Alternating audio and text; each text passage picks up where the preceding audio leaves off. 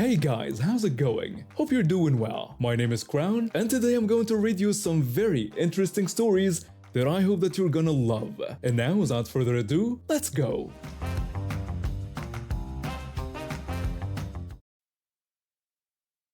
My mother was diagnosed with Alzheimer's disease 3 years ago. Since then, I've made it a point to spend at least 3 days a week at my parents' house to help out. My father is doing his best, but taking care of someone with dementia is exhausting, especially when you're in your 70s yourself. I work as a sales representative, which means I occasionally have to travel for work. Usually, I try to keep my trips short, but this time I had to be away for 2 weeks for an important conference.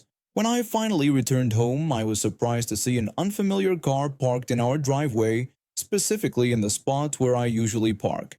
I went inside and asked my father about the car in the driveway. He tried to brush it off, saying it just belonged to the neighbors who had started parking there recently. When I pressed him about why they would do that, he reluctantly admitted that my mother, during one of her confused episodes, had apparently given them permission to park there.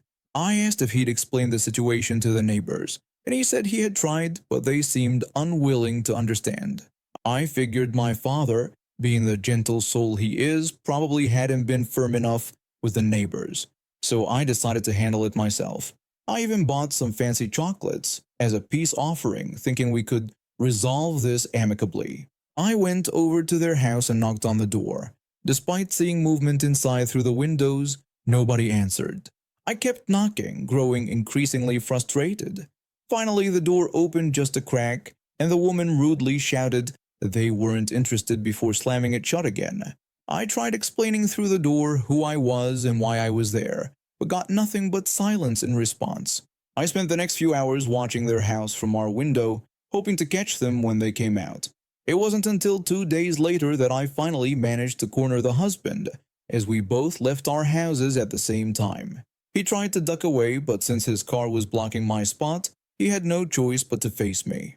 I introduced myself as their neighbor's daughter and explained about my mother's Alzheimer's, emphasizing that any agreement she might have made about the driveway wasn't valid since we needed both parking spots. He nodded and agreed, but something in his tone made me suspicious. Sure enough, while there weren't any problems, for the next few days, as soon as I went back to work, they started parking there again. My father called to tell me about it.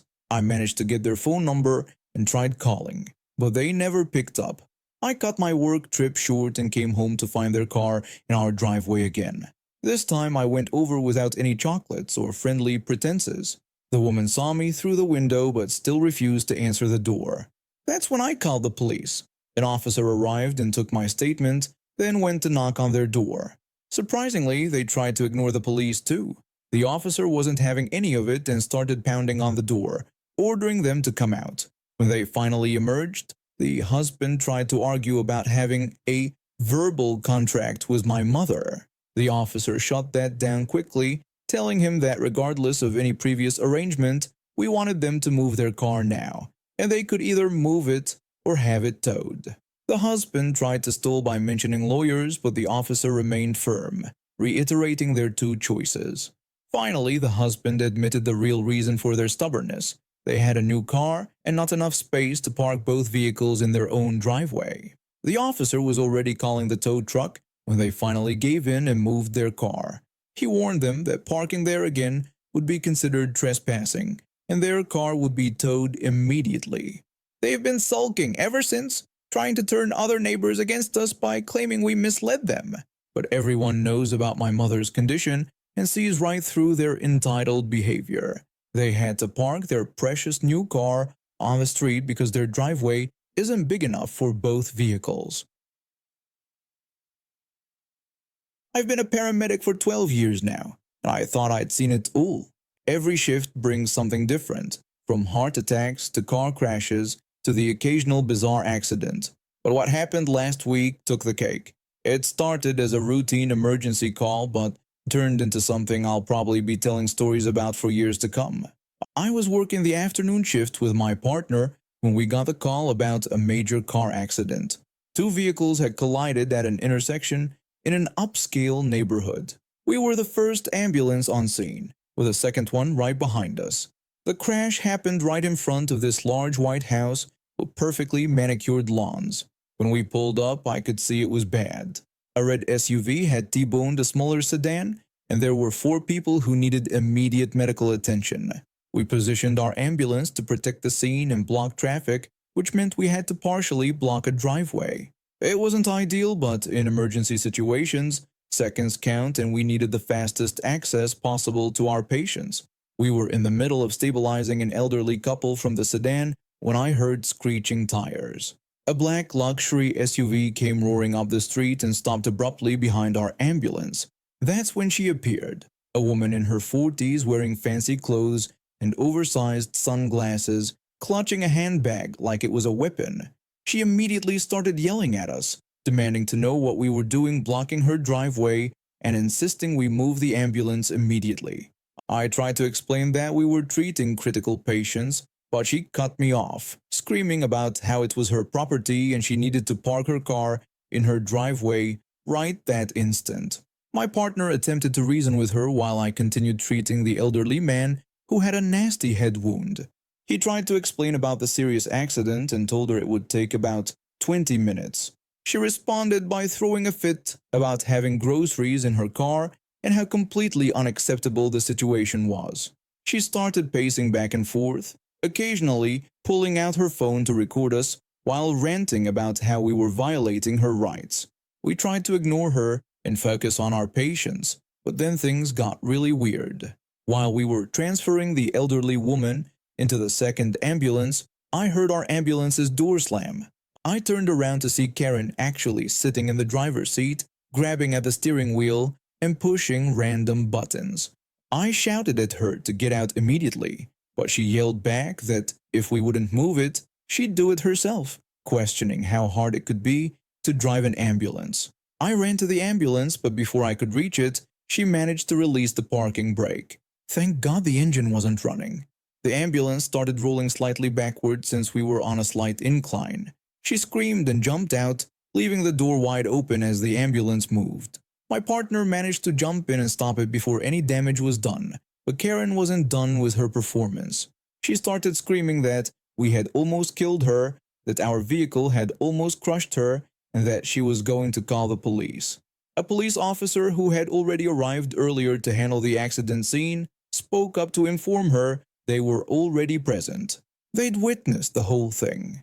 Karen's face went from rage to confusion as 2 officers approached her.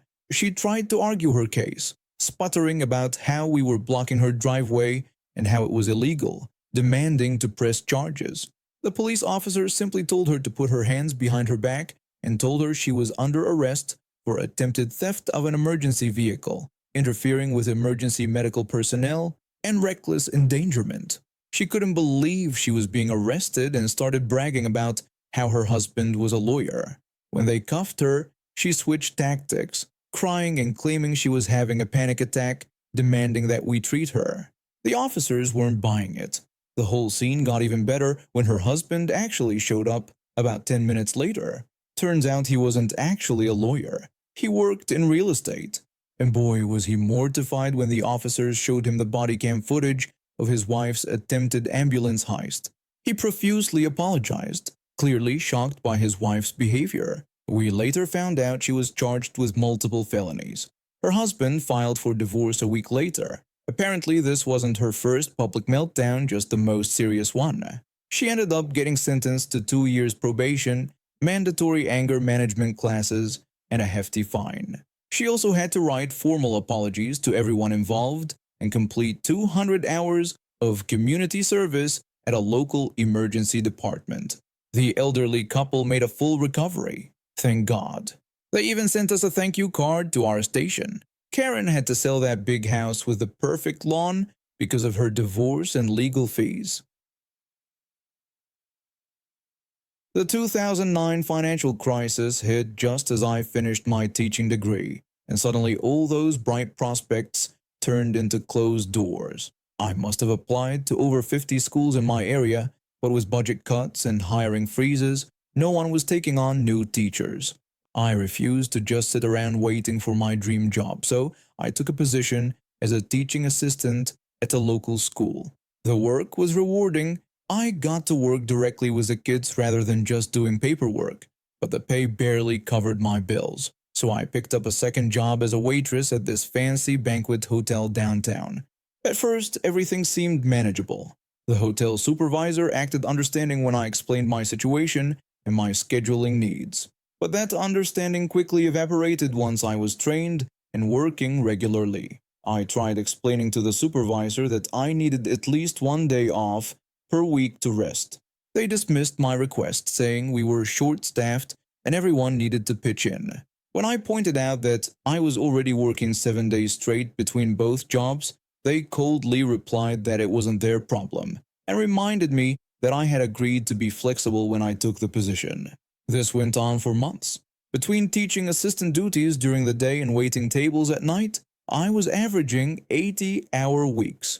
My body was screaming for rest, but the supervisor wouldn't budge on the schedule. Then came the bronchitis. It started as a small cough that I tried to ignore, but within days, I could barely speak without hacking. I went to the doctor, who took one look at me and wrote a note saying I needed time off. I sent a photo of the doctor's note to my supervisor, explaining that I couldn't work for the next week due to bronchitis and shouldn't be around food. They responded that we were fully booked and I needed to come in anyway. When I protested and mentioned the doctor's note and health code violations, they gave me an ultimatum.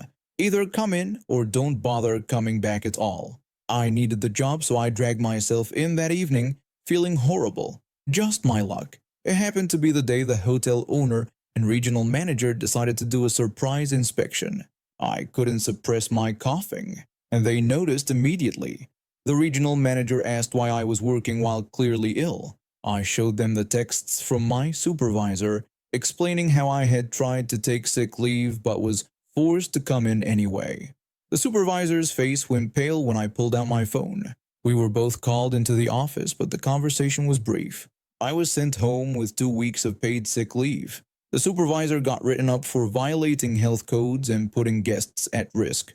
Those 2 weeks gave me time to think, and to finally land a proper teaching position at a school an hour away. I put in my 2 weeks' notice as soon as I returned. The supervisor was coldly professional during my final 2 weeks, barely speaking to me except to assign sections. Then, on my very last day, they tried telling me they would be swamped tomorrow and needed me to come in. When I reminded them it was my last day, they insisted they just needed one more shift and really needed the help. I reminded them about how I had really needed time off when I was working 7 days a week and when I had bronchitis. They tried to argue that this was different, but I cut them off. I told them that today was my last day and I wouldn't be back, and they could deal with their staffing issues themselves. The supervisor got demoted, and the regional manager ended up implementing new scheduling policies across all their hotels. The next time I visited that hotel, it was as a guest at a friend's wedding. The supervisor was working as a regular server, looking quite unhappy about it. I made sure to leave a generous tip. I'm not petty, but I couldn't help smiling when I heard them grumbling about having to work a double shift. I had been teaching English in Japan for 15 years, and I felt it was time for a change. I had saved enough money for a nice vacation, somewhere warm and relaxing, where I wouldn't have to worry about lesson plans or grading papers. That's why I chose a beautiful resort in Cebu, Philippines. I picked this place because of its famous breakfast buffet, which many guests had praised in their reviews. I picked up enough Japanese over the years to handle daily conversations, though I rarely advertised this fact. It often came in handy, especially when people assumed I couldn't understand them. Like during this particular breakfast incident that happened 3 days before I checked out. The resort was beautiful, definitely upscale. Most guests were international tourists, lots of families from various countries, though very few locals. The breakfast buffet was especially impressive, with different stations for various cuisines. The omelette station was always popular, but that morning the line wasn't too bad. Just 3 people ahead of me and 4 behind. I've been looking forward to this all morning, having skipped my usual coffee to make room for a proper breakfast feast.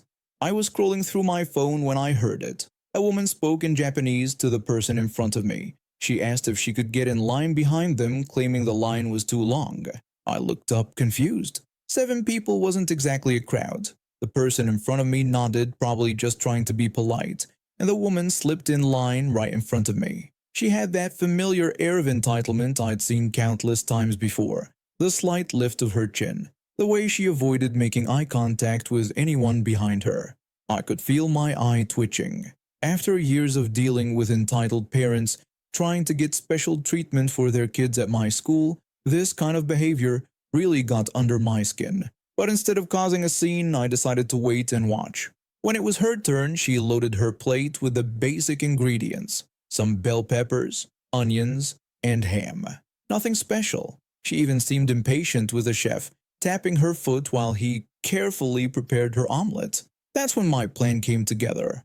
I walked over to the nearby station where they had this perfectly crispy bacon. I took a few pieces and carefully shredded them, making sure she could see what I was doing. A few other guests watched with interest as I prepared my bacon bits. When it was my turn, I added my ingredients, including that beautiful shredded bacon, arranging everything neatly on the plate. Then came the coup de grace. I politely asked the chef if I could have some cheese. He happily agreed and sprinkled a generous amount of cheese that melted perfectly into my omelet. I could see the line cutter's face from the corner of my eye. Her mouth was slightly open, and she was staring at my omelet like it had personally offended her. Her own plate looked sad and plain in comparison.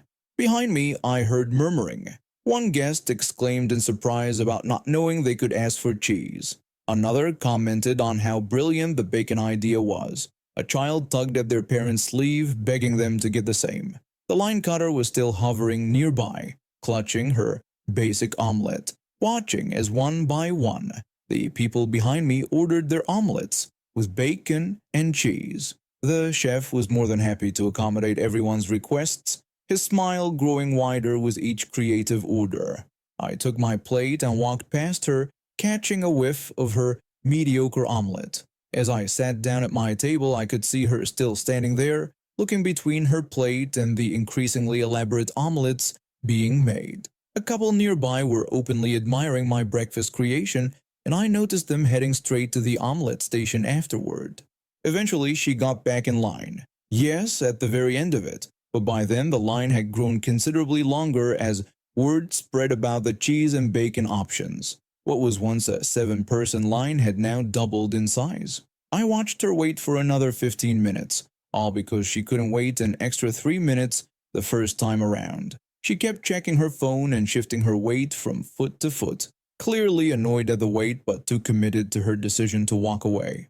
The next day I noticed the omelet station had added cheese and bacon bits to their regular ingredient selection. The chef even gave me a knowing wink when I approached the station. I'd like to think I had something to do with that small improvement to their already excellent service. And now we have reached the end of today's stories. Thank you for watching, and see you next time.